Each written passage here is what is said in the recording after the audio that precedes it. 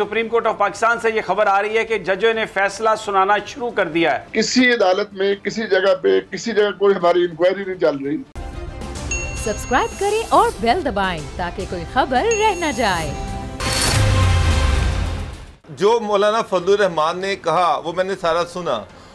उनका ये कहना था कि अगर कोर्ट ने कोई नया नजरिया ज़रूरत दिया या किसी नए नजरिया ज़रूरत के तहत कोई फैसला किया तो हम उसको नहीं मानेंगे। मगर अगर आप ये कह दें कि रूलिंग तो गलत है लेकिन अब चूंकि हो गया तो अब इसको आगे चलने दें, तो वो इस चीज की इस बात ये बात कर रहे थे। तो इसको आप किस तरह से देख रहे हैं कि अगर नजरिया ज़रूरत की शिकार हो जाती है? उन्होंने ट्वीट में अलग बात की है। जी तो हमने जिंदगी भर जस्टिस मुनीर का, जस्टिस अनवर हक का, जस्टिस इरशाद हसन का, हमने कभी एलानिया कहा कि हम फैसला नहीं मानते हैं और ये फैसला जो है वो गैर आइनी है।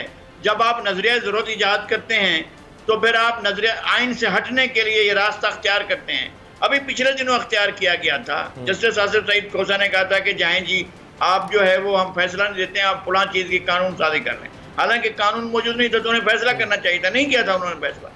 इस तरह का उस पर तनकीद भी हुई थी, यासीन आज़ाद ने तनकीद की थी, बाकी लोगों ने की थी। तो मैं कहता हूं कि हम तनकीद करने के लिए तो हम बैठे हैं कि जी तनकीद करेंगे कि फैसला आइन के मुताबिक नहीं हुआ है, लेकिन उस फैसले को तो फैसला इन्फोर्स, मैं उसको इन्फोर्स होने से नहीं रोक सकता। बिल्कुल, अगर नजरिया जरूरत के तहत भी फैसला आए। देखिए ना, ये सोच हम सब में हो। अच्छा फैसल साहब, आपने बड़ी अच्छी बात की कि ये बात ही नहीं हमें करनी चाहिए, लेकिन करनी पड़ती है। फैसल साहब, हमारे लिए कितनी दुख की बात होती है जब भी इस तरह को फैसला आता है। सबसे पहले होता है सिक्योरिटी बुलाओ, सुप्रीम कोर्ट की सिक्योरिटी सख्त कर दी गई। यानी एक अजीब माहौल हमारे यहाँ पैदा कर दिया जाता है, इतना खतरा होता है कि जी सुप्रीम कोर्ट से कोई फैसला आने वाला है। अब आप मुझे बताएं कि अगर इलेक्शन की तरफ मामला जाता है तो आप क्या सूरत हाल देख रहे हैं फैसल अजीज साहब? देखें, एक तो बड़ा ज़बरदस्त अहम पॉइंट है ये जो आपने उठाया इलेक्शन वाला। जब 90 दिन का कह दिया तो इलेक्शन कमीशन के पास राय थोड़ी है। कमीशन तो पाबंद है, इलेक्शन कमीशन 100% पाबंद है 90 दिन में इंतखाबात कराने का। इसमें उसके पास ऑप्शन नहीं है, मेरे पास मशीन नहीं है, मेरे हल्का बंदियाँ हो रही हैं, ये 2 सीटें यूँ हो गई हैं, 2 ज़िले बन गए हैं, 6 सीटें ख़त्म हो गई, ये नहीं है। उसका काम ही रेगुलर बेसिस पे अपने आप को एडजस्ट करने का है। तो यहाँ पे ये वाली बात जो आई है सामने, और उसके बाद अभी ब्रेकिंग न्यूज़ भी आपने बताई थी कि इलेक्शन कमिश्नर को उनकी टीम को तलब कर लिया है सुप्रीम कोर्ट में और राय ली जा रही है। ये एक और इम्तिहान है। ये इसके पीछे अब आप सोच सकते हैं कि चूंकि हमारा इलेक्शन कमीशन, उसके अंदर चूंकि पॉलिटिकल लोगों के ज़ाहिर के नुमाइंदे होते हैं और कोई ऐसा मामला तो नहीं है कि वो चाहते नहीं हैं कि इंतखाबात हों। ये बड़ा गैर आइनी किस्म का सिनेरियो क्रिएट हो सकता है यहाँ पर। ये तो बिल्कुल सिंपल सी बात है। अब देखते हैं अगर अंडू किया जाता है फैसला, और उसमें ये शामिल है कि जो इमरान खान ने ऐलान किया था कि इंतखाबात 90 दिन में करा, उसके बाद उन्हें नाम भी दे दिया और ये सारी चीज़ें कर दी।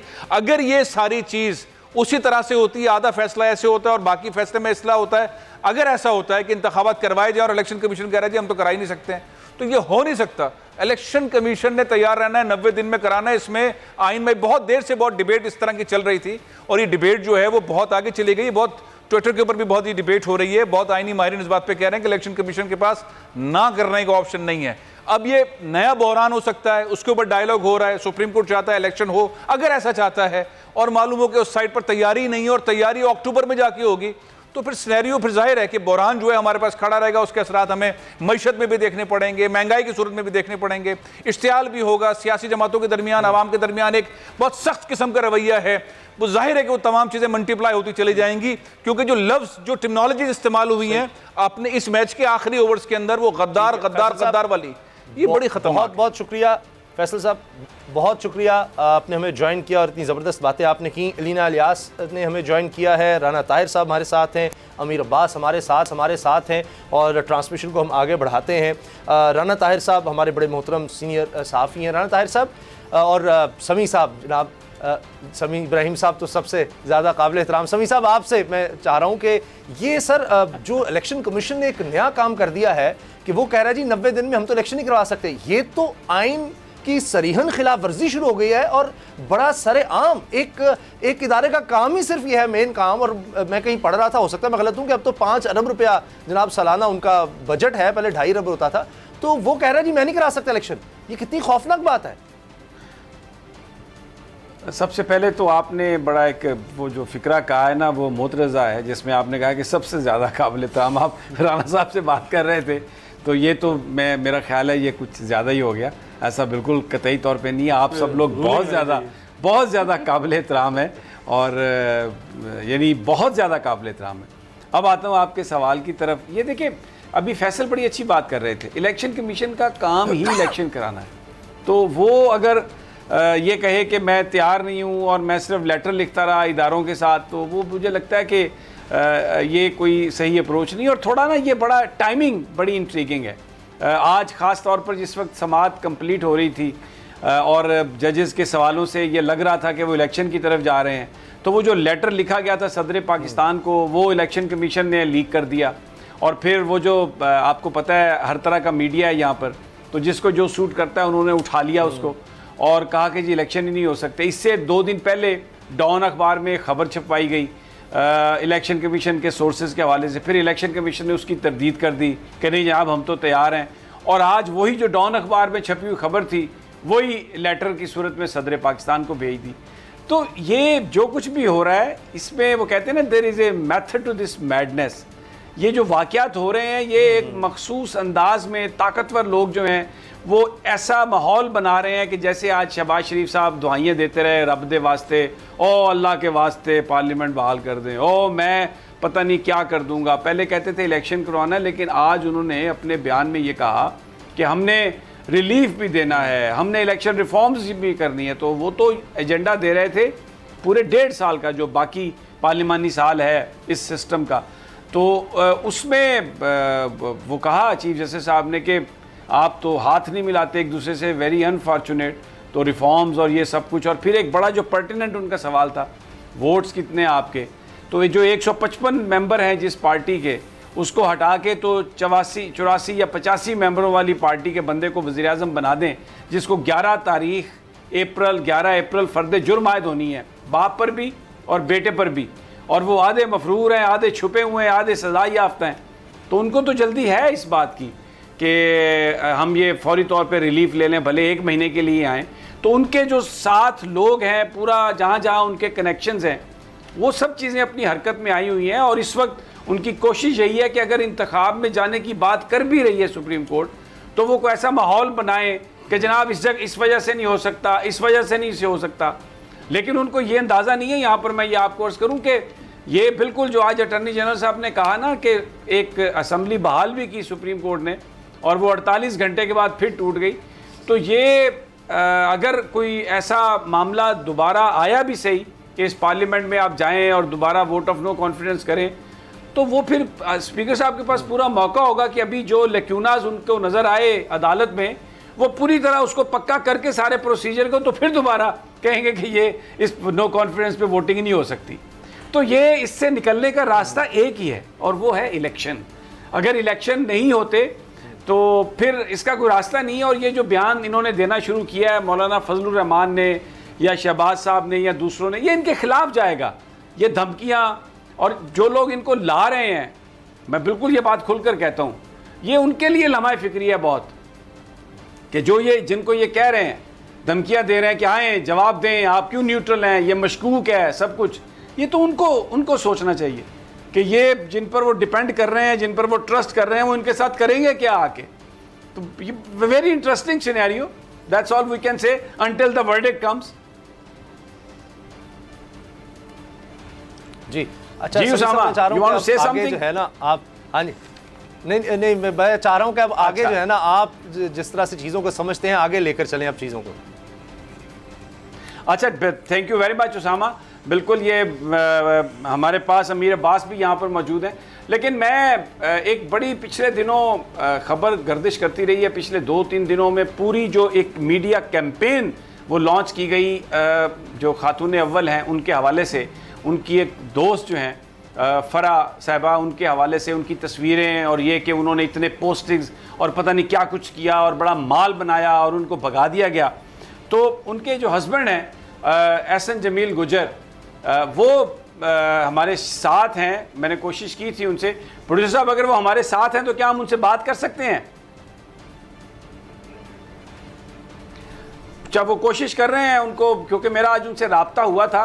अमेरिका में है ना जी, इल्ज़ाम बहुत संगीन है, इसलिए हमने सोचा कि उनको भी लेके आए, क्योंकि जो इमरान खान साहब ने जो बात की कि अपोजिशन ने बैनर एक अमेरिका के साथ कलूजन करके उनकी गवर्नमेंट को तब्दील करने की कोशिश की और ये एक रिजीम चेंज में वो इस्तेमाल हुए कठपुतली के तौर पे, तो एक उसका जवाब जो है जो चलाया है आया नून लीग की तरफ से, वो इमरान खान साहब पर बड़ी कड़ी तनकीद है और वो उन्होंने उनकी फैमिली को निशाना बनाया। माजी में भी नून लीग ये करती रही है।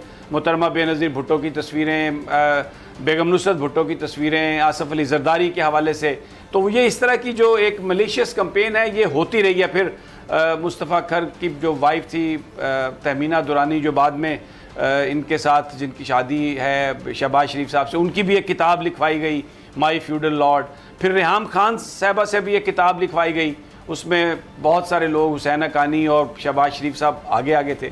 तो अभी ये भी एक कैंपेन खातून अव्वल को टारगेट किया गया कि वो जादू टोना करती हैं और उनकी जो दोस्त हैं वो चला रही थी और ये फ्रंट वुमेन थी और ये सारा माल। तो हमने सोचा कि ये भी उतना ही इंपॉर्टेंट है जितना सुप्रीम कोर्ट का एक फ़ैसला इंपॉर्टेंट है, बिकॉज ये एक इतनी बड़ी कैंपेन है, इसका जवाब होना चाहिए। तो हमने कोशिश की, उनको ट्रेस किया हमने, तो उन्होंने दोपहर में हमसे कहा कि आप मुझसे बात कर लीजिएगा। तो अभी अगर उनके साथ रब्ता हो जाता है जैसा कि तवक्को है तो उनसे बात कर लेते हैं, जो उन पर इल्ज़ामात है डायरेक्ट उनसे सवाल करके उनका जवाब भी ले लेते हैं। लेकिन अमीर अब्बास, जब तक उनसे रब्ता नहीं होता, ये जो सारी सूरत हाल है इस वक्त सुप्रीम कोर्ट ऑफ पाकिस्तान, आप कैसे देखते हैं, क्या किस तरफ जा रहे हैं हम?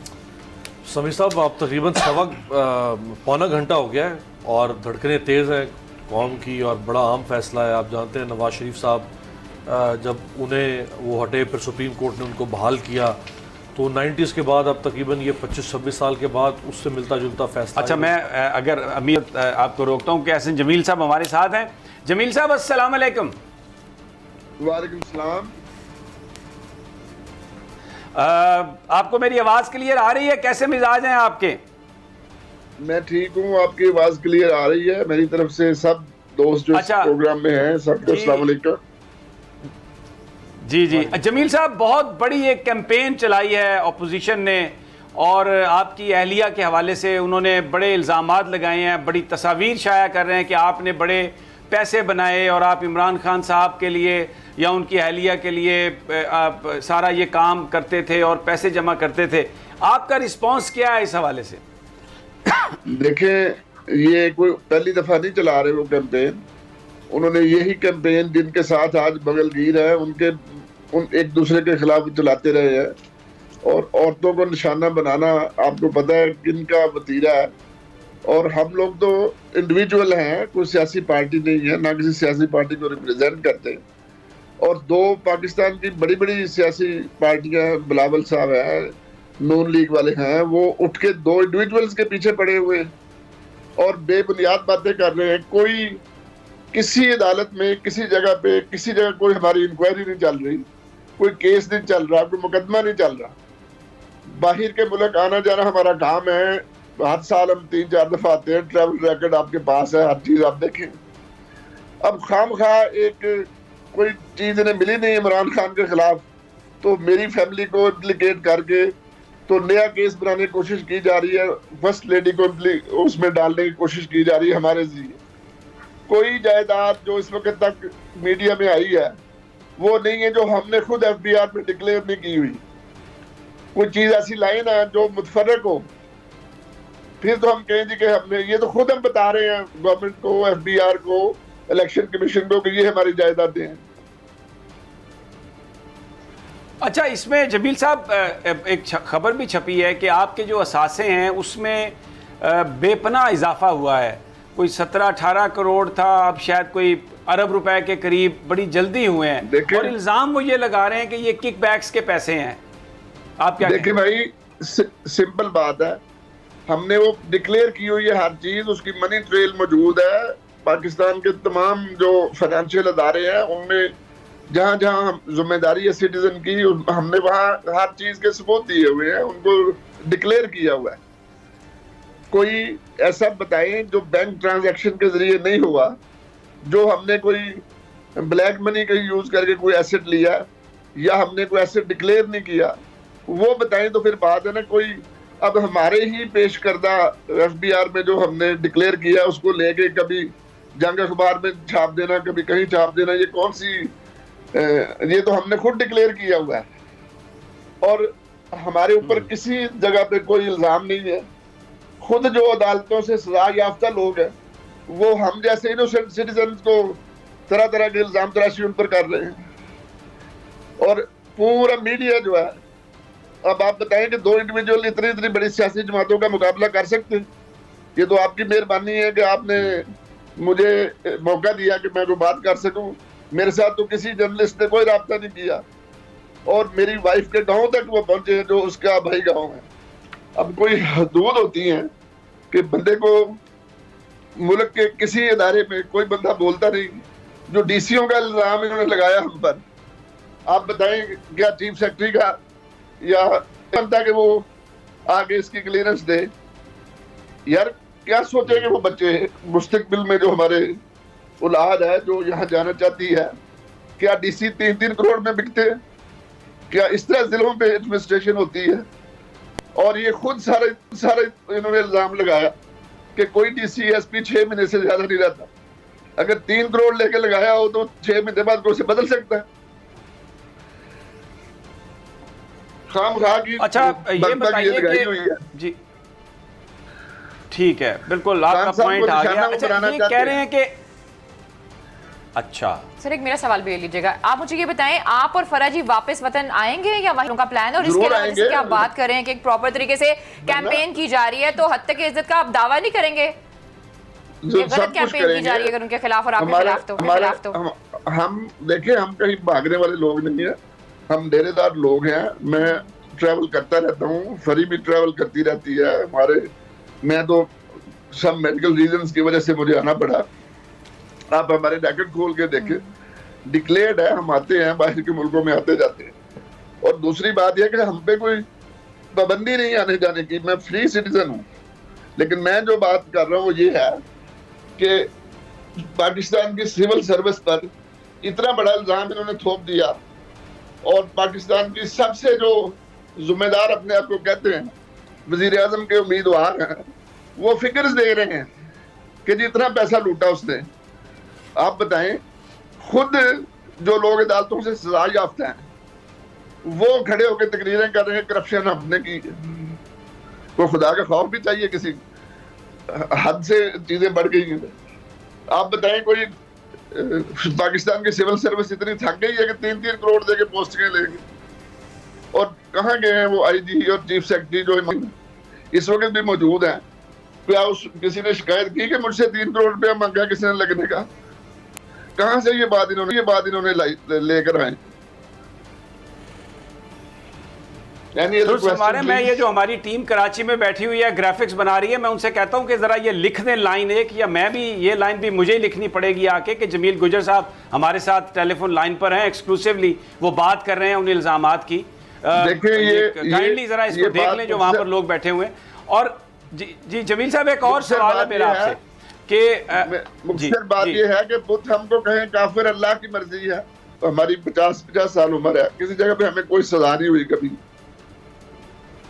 और इल्जाम लगाने वाले खुद सजा याफ्ता लोग हैं। अब आप देखें कितनी गवर्नमेंट की है मियां शहबाज शरीफ साहब ने, कितने सीजन वो बंदे हैं। क्या उनको जेब देता है कि एक लड़की के बरस बोलते फिरें? क्या उनको जेब देता है कि वो इस तरह के लोगों को प्रमोट करें जो एक बच्ची के जूते देख के उनके कह रहे हैं इतने करोड़ों का इसने जूता पहना हो? इनकी पार्टी ये काम कर रही है। मुझे तो अफसोस है, मैं इतना अर्सा रहा हूँ इस पार्टी का, मैं जनरल सेक्रेटरी भी रहा हूँ अपने जिले का, मैं चेयरमैन जिला कौंसिल रहा हूँ बचपन में।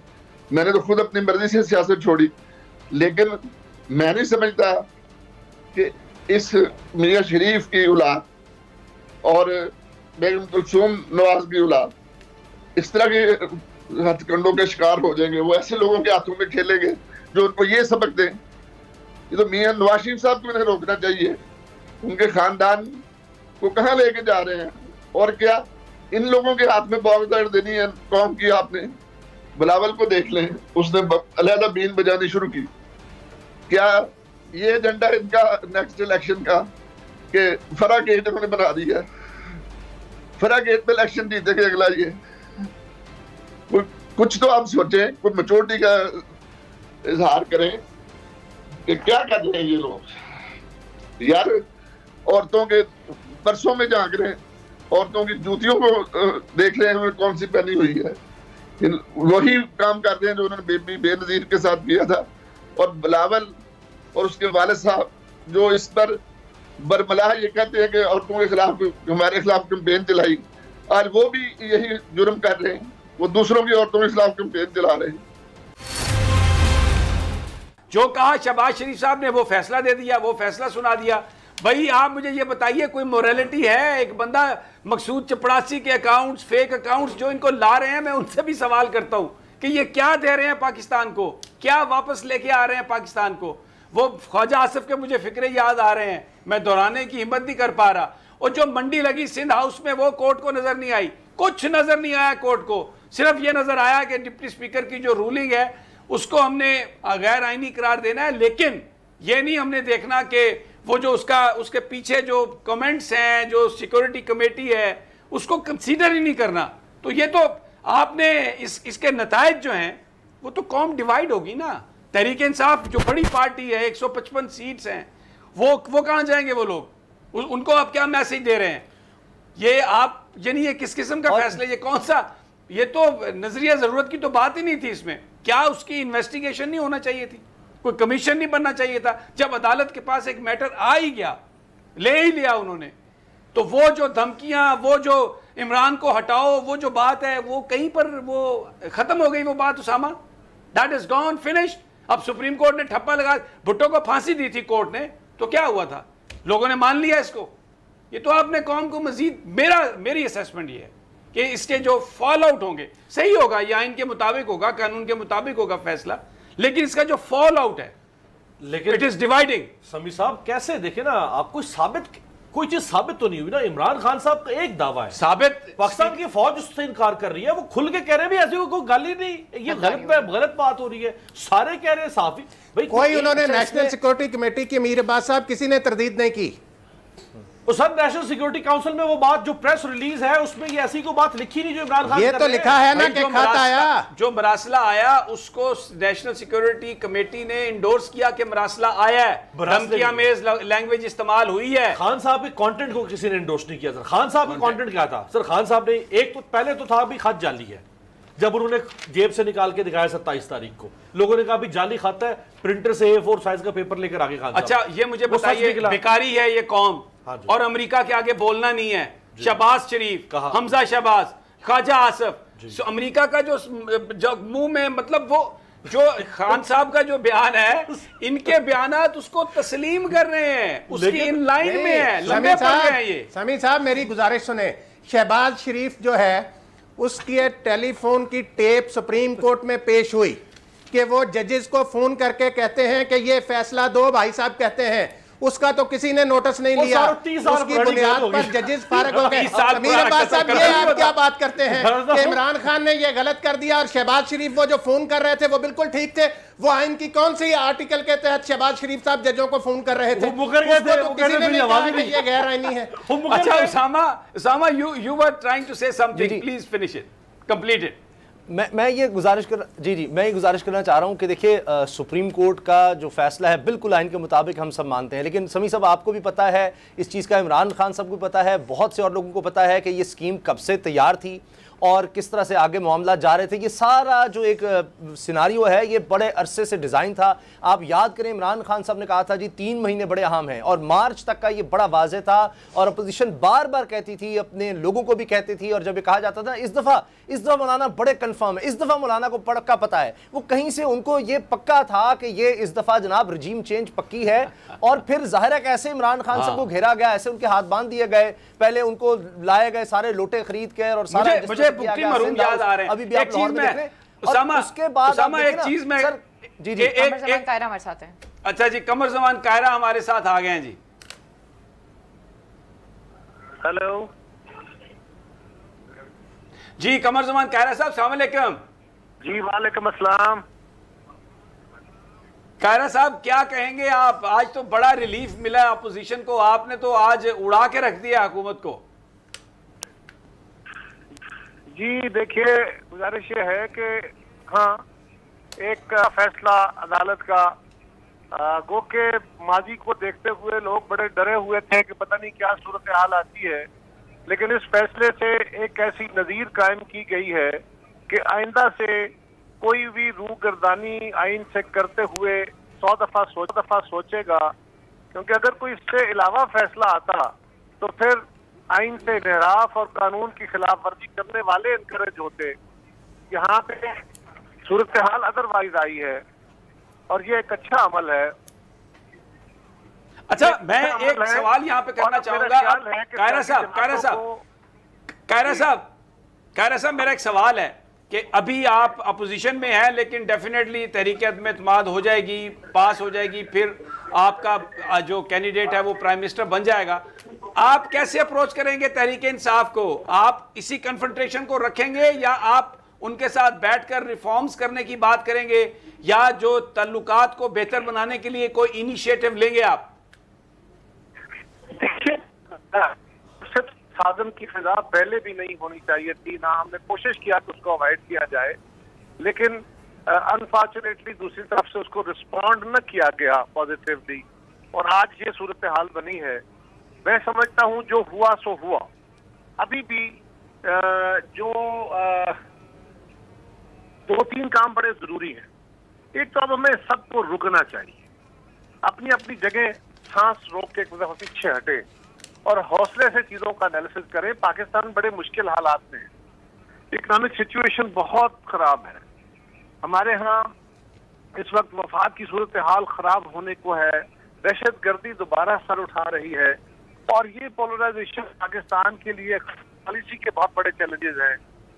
हमें महंगाई है कि आसमान को छू रही है, और इस वक्त ये तसादम, हमारी कोशिश थी कि ये ना हो, लेकिन वजीर आजम साहब ने हमें चैलेंज कर करके, दावे कर करके, केस कर करके उन्होंने खुद इस सारे अमल को यहाँ तक पहुँचाया। आप चाहिए ये कि हमारी तरफ से भी ये होना चाहिए, मेरी जाती राय में, कि फौरी तौर पे हमारी इलेक्शन होना चाहिए जिस तरह अदालत से हुक्म दिया है, और उसके बाद जो वजीर आजम बने, वजीर आजम साहब को सारी जमातों को इकट्ठा करके इलेक्टोरल रिफॉर्म्स की तरफ जाना चाहिए।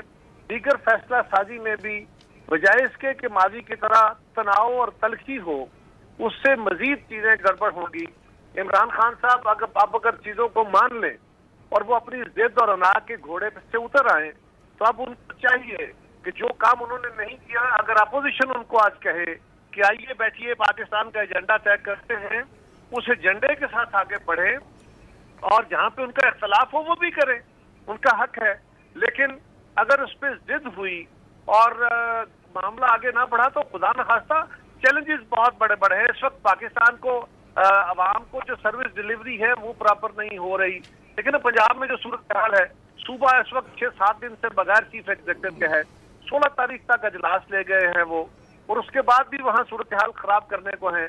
उनको समझना चाहिए कि इस वक्त पाकिस्तान एक बदला हुआ पाकिस्तान है, और अब अदालतें फैसले उस तरह नहीं जिस तरह वो चाह रहे हैं दे रहे, वहां भी ऐसा ही हो जाएगा। अल्टीमेटली कल हाई कोर्ट में वो जाएंगे, वहां से भी फैसला आ जाएगा, और क्या फैसला होगा, इंशाल्लाह यही फैसला आएगा। लेकिन क्या तसादुम बढ़ा के इमरान खान साहब अपनी पॉपुलैरिटी बहाल रखना चाहते हैं? अगर उनके किसी फर्द पे कोई इल्जाम में एतराज है तो उसको एक तरफ रखते हुए अपोजिशन को, जो आज अपोजिशन है, जो कल हुकूमत बनती भी है, तो इनको भी चाहिए कि ये अब तसादुम की तरफ नहीं, इंतकाम की तरफ नहीं। ज्यादतियां बहुत हुई, इंतहाई तौर पे गलीज किस्म की कैंपेनें चलाई गई, लोगों की तौहीन की गई, केस किए गए, जेलों में डाला गया, कुछ नहीं है। लेकिन आज भी हमें इस तलखी को कम करना है, इसको रोकना है, क्योंकि ये याद रखिए कि बाज़ औक़ात कुछ फतूहात वो होती हैं जो शिकस्त से ज्यादा भारी हो जाती है। और आज ये फतह अपनी जगह, लेकिन ये फतह अभी पाकिस्तान के लिए कोई बहुत खुश नवीद नहीं है। मैं ऑनेस्ट, ये बात दुरुस्त है कि मुझे इस बात की तसल्ली हुई कि चले एक काम हमने शुरू किया था बेहतरी के लिए, अल्लाह करे अब ये कंसोलिडेट हो जाए, लेकिन ये कोई खुशी का बहुत लम्हा नहीं है, ये बहुत फिक्रमंदी का लम्हा है कि अल्लाह करे अब इसमें स्टेबिलिटी आए और अपोजिशन जो है वो जिम्मेदारी का मुजाहरा करे और खान साहब उसको रिस्पॉन्ड करें। और पाकिस्तान के लोगों और मीडिया को भी चाहिए कि वो भी इस बारे में अपनी बात उनके सामने रखें। बहुत बहुत शुक्रिया कमर ज़मान कायरा, बड़ी अच्छी बात कर रहे थे। बुलाना चाहिए और एक नए चैप्टर का आगाज करना चाहिए। गरूर नजर नहीं आ रहा था जीत वाला जो होता है। कमर ज़मान कायरा साहब वैसे आपको पता है एक बड़े सीजन्ड पॉलिटिकल वर्कर हैं और हमेशा इन्होंने, यानी ये उन सियासतदानों में से नहीं है जिन्होंने कोई मफाद को देख के अपने रास्ते बदले हों। जिस पार्टी के साथ हैं, हाँ, जिस पार्टी के साथ हैं, अच्छे हालात हैं, बुरे हालात हैं, नजरियाती लोग जो बहुत पीपल्स पार्टी में अब कम रह गए हैं, उनमें से कमर ज़मान कायरा एक है। Alina, you want to say something? बड़ी आज आप भी बहुत एक्साइटेड नजर आ रही हैं। कमर ज़मान कायरा साहब ने जो बात की है, बात तो उनकी बहुत अच्छी है, और लेकिन पीपल्स पार्टी की एक अपनी सियासत है। हमें यहीं से अंदाज़ा होता है कि वो अपनी सियासत को लेकर साइड पर हो गए हैं। यकीनी सी बात है कि हमें पता है कि पीपल्स पार्टी और नून लीग की किस तरह की सियासत रही है, सड़कों पर घसीटते रहे हैं। और एक ज़माने में तो मरियम बीबी हमें ये भी कहती हुई नजर आई कि जरदारी और इमरान खान भाई भाई हैं। तो आगाज़ तो उन्होंने कर दिया, डेफिनेटली अब उनके पास ये एक अदम एतमाद लेकर आनी थी, और जिस पे सब पे एतमाद, एक ही शख्सियत पे सब ने रजामंदी जाहिर की, वो शहबाज शरीफ थे। तो अब लेट्स सी, अब यहाँ से हमें आगे पता चलेगा कुछ दिनों के बाद कि ये जितना अभी भाई भाई सारे बने हुए हैं, 15-20 दिन के बाद एक दूसरे के गिरबान पकड़ते हैं या नहीं पकड़ते हैं। Let's see. उसामा, ये तो जो हमें जो तकारीर थी नून लीग के लोगों की, उसमें बड़ा एक गुस्सा नजर आता था मरियम साहबा, और वो बड़ा इंतकाम की बातें करते थे। तो कायरा साहब ने जो बात की है, नून लीग की क़यादत इससे मुत्तफिक होगी? आप क्या, आपका एनालिसिस है?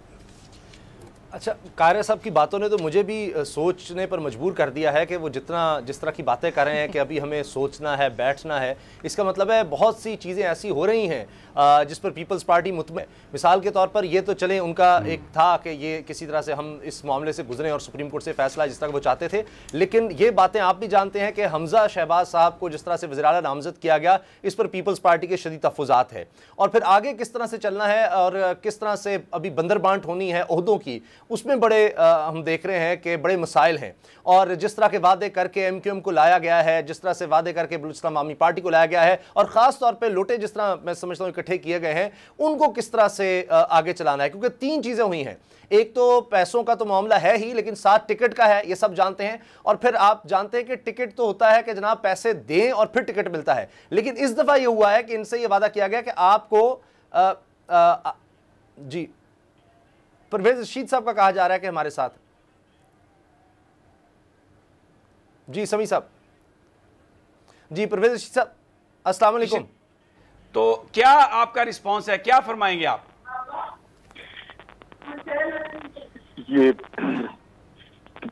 मुझसे अगर आप पूछेंगे तो मेरे लिए तो बहुत खुशी का दिन है कि पहली दफा सुप्रीम कोर्ट ऑफ पाकिस्तान की तरफ से नजरिया जरूरत को दफन किया गया है, उसको इस्तेमाल नहीं किया गया, और जो हमारी आइन की किताब में लिखा है, उस आइन की किताब में लिखे हुए लफ्जों को तस्लीम किया गया है।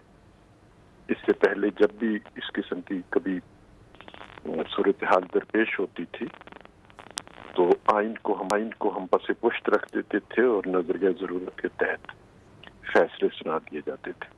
तो पाकिस्तान की तारीख में आज एक खुशी का दिन है और एक अहम दिन है कि हमने आइन पर अमल दरामद जो है हर्फ ब हर्फ उसकी इब्तिदा की है। अच्छा परवेज साहब, what will be the move, the way forward? यानी आप जो अब जो आ जाएगी तहरीक इंसाफ अपोजिशन में आ जाएगी, तो आप उनसे वर्किंग रिलेशन रखने के लिए इनिशिएटिव लेंगे? माजी की जो तलखियां उन्हें आप भुला पाएंगे?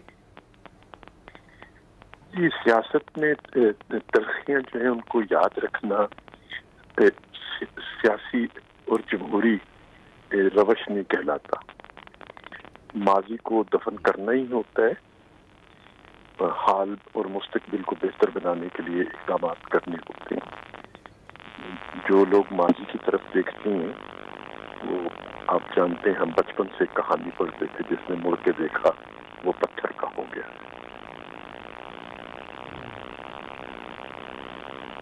अमीर, आप कोई सवाल करना चाहें परवेज रशीद साहब से? परवेज साहब, अब वैसे तो इमरान खान साहब के पास कोई ऑप्शन बाकी नहीं बचा। वो अपने इक़्तिदार को, सिंहासन को बचाने के लिए हर हद तक गए।